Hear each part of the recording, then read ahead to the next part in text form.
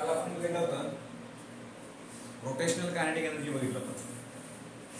मी काल पण सांगितलं होतं ही डायग्राम काल बघितली आपण. याच्यासारखी जिथं आहे याच्यासारखी अजून पुढे एक आहे डायग्राम आणि थेरीज त्याच आहे. याच्यामध्ये काय करायचं आपल्याला angular momentum. So angular momentum बरोबर काय असतं रे? अँग्युलर मोमेंटम बरोबर R bar cross F bar. Angular momentum बरोबर sorry R bar cross P bar असतो. Angular momentum R bar cross P bar. P हे लिनियर मोमेंटम आहे ते एम इंटू व्ही असतं. एम इंटू काय असतं? व्ही असतं. परत एकदा अँग्युलर मोमेंटम हे relation between the angular momentum and linear momentum. Linear momentum M into V.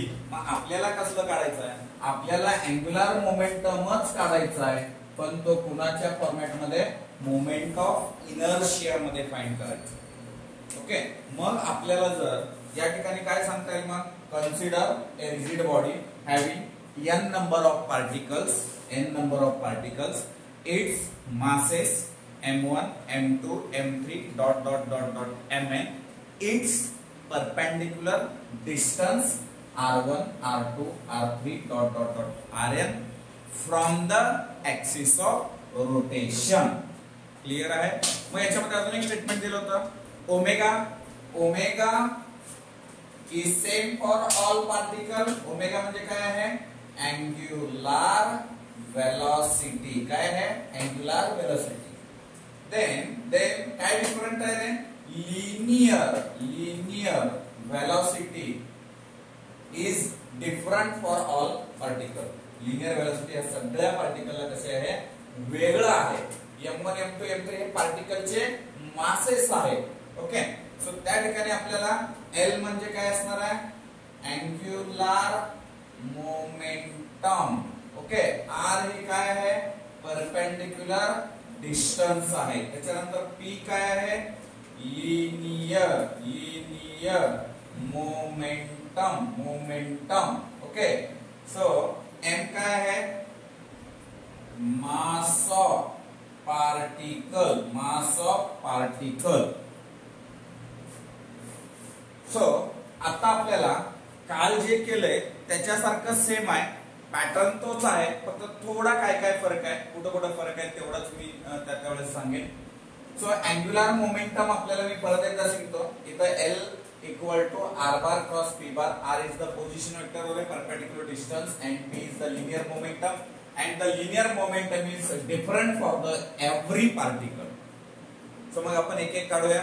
पहिल्यांदा वेलोसिटी काढू, लिनियर मोमेंटम काढू, अँग्युलर मोमेंटम एक एक सिंगल पार्टिकल साठी, आणि देन फायनली अँग्युलर मोमेंटम काढूया in terms of moment of inertia आणि अँग्युलर वेलोसिटीच्या फॉर्मॅट मध्ये. म्हणजे पहिलं घेऊयात आपण फॉर m1 मास. काय काढायचं आहे? फॉर m1 मास साठी पहिल्यांदा v1 काढायचं, म्हणजे वेलोसिटी काढायची. काय काढायची आपल्याला? वेलोसिटी. सो v1 बरोबर काय येतं? r1 omega. आपल्याला माहिती ना v equal to r omega. मग त्याच्यासाठी आपल्याला काय काढायचं आहे? लिनियर मोमेंटम काढायचं आहे. Linear momentum. Okay. Linear momentum काढायचं आहे. तर मग मी काय करणार आहे? p1 बरोबर m1 v1. v1 चं व्हॅल्यू काय आहे? r1 omega. v1 ची व्हॅल्यू काय आहे आपल्याला? r1 omega. मग मी इथं लिहितो m1 r1 ओमेगा. हे झालं मला p1 ची व्हॅल्यू. काहीच नाही, आपण हे वरची व्हॅल्यू याच्यात पुटअप केली, इथं लिहिलं. मला काय लागणार आहे पुढं?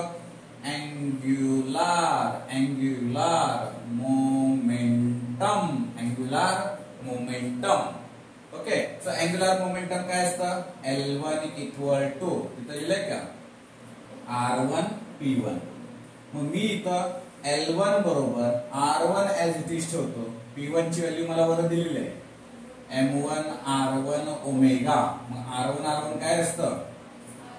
R1 इथे M1 R1 square omega. Equation 1. म्हणजे फॉर कुणासाठी लिहिलं आपण? हे M1 साठी लिहिलं. आता सेम आपण कुणासाठी लिहिणार आहे? For M2 mass.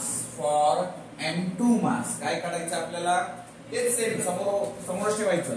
वेलोसिटी काढायची. बोला v2 बरोबर R2 ओमेगा.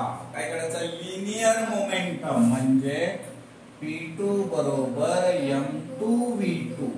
ओके म्हणजे P2 बरोबर V2 ची व्हॅल्यू इथे टाकू. M2 R2 omega. Okay so पुढे जे आहे आपल्याला पुढे काय करायचं आहे अँग्युलर मोमेंटम. सो L2 बरोबर R2 P2 ती व्हॅल्यू इथे पुटअप करूया आपण. L2 बरोबर R2 तिथंच आहे हे उचलून इथं टाकू. सो R2 बरोबर M2 R2 ओमेगा. सो हे इथं स्क्वेअर येणार म्हणजे L2 बरोबर M2 R2 चा स्क्वेअर ओमेगा. दोन्ही व्हॅल्यू दिले. आता परत सिमिलरली काय लिहायचं सिमिलरली. ओके सो सिमिलरली लिहिलं तर आपल्याला L3 बरोबर M3 R3 चा स्क्वेअर ओमेगा टिंब टिंब टिंब टिंब ln mn rn square omega.